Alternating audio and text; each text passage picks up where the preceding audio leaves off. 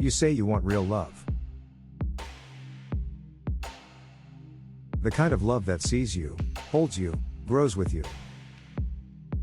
And yet, when it comes close, you pull away. Or push them away. Or pick a fight. Or you disappear into perfectionism, jealousy, overthinking, shutting down. Why do you sabotage the very thing you crave most? This isn't weakness. This isn't brokenness. This is something deeper. And if you can understand it, everything changes, not just in love, but in how you move through life. So let's go in. Imagine this, you're standing on the edge of the one thing you've dreamed about, being truly met by someone. A connection where you can be vulnerable and still feel safe. Where you don't have to perform. Where love becomes freedom, not a cage.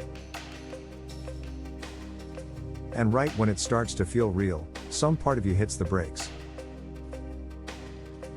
You might not even notice it. But it's there. That small shift. That cold shoulder. That criticism. That retreat into silence. Or the fantasy of someone better. You tell yourself it's because something is off. They're not right. They don't get you. But what if they do? What if this isn't about them? What if it's about your old wiring, what philosopher Sartre and Kierkegaard called the sickness unto death? A kind of quiet despair that keeps us clinging to what we know, even if it hurts. We want love. But we fear what it asks of us. Because to receive love means to be seen. And to be seen means to risk being rejected, not for what you pretend to be, but for who you are when you're stripped of your masks. Jean-Paul Sartre once wrote, "Hell is other people." But he wasn't talking about people being bad.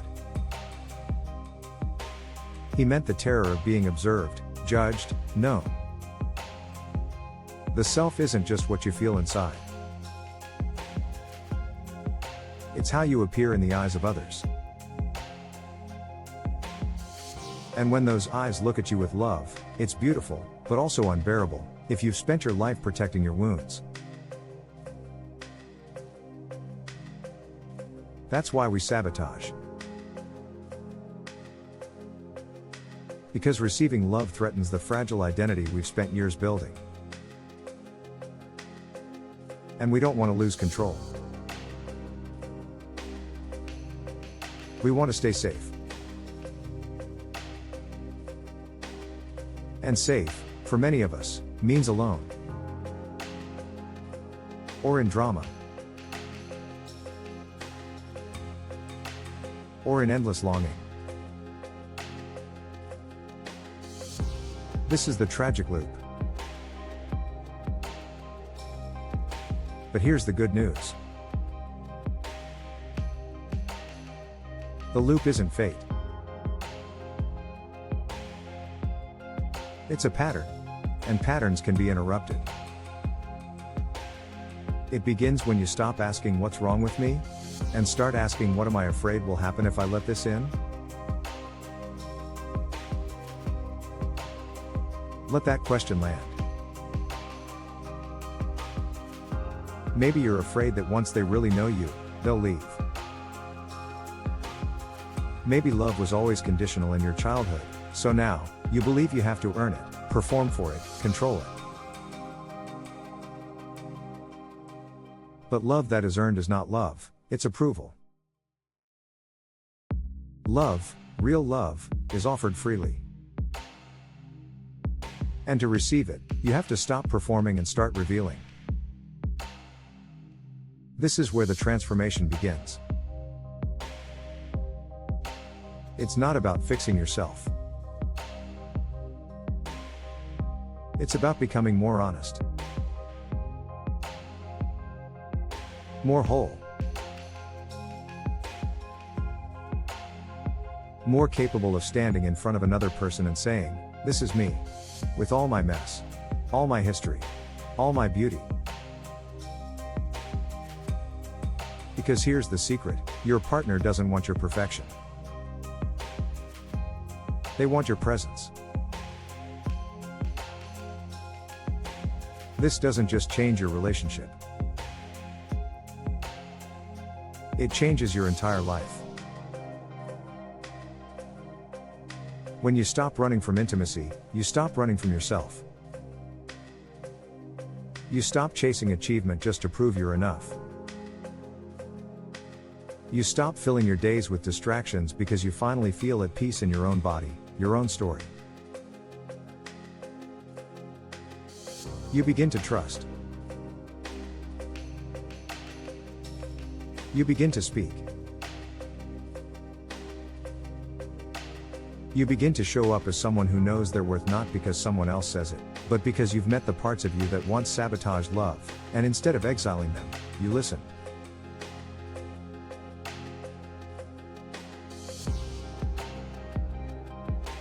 And as you listened, those parts softened.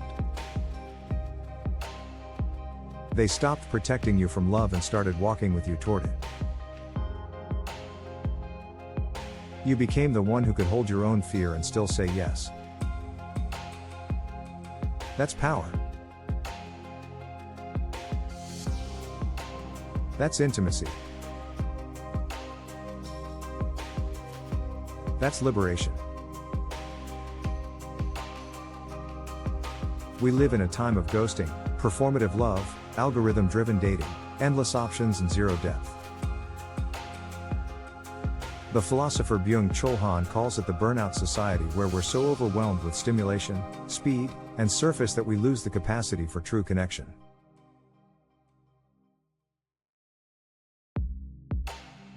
But you don't have to play that game.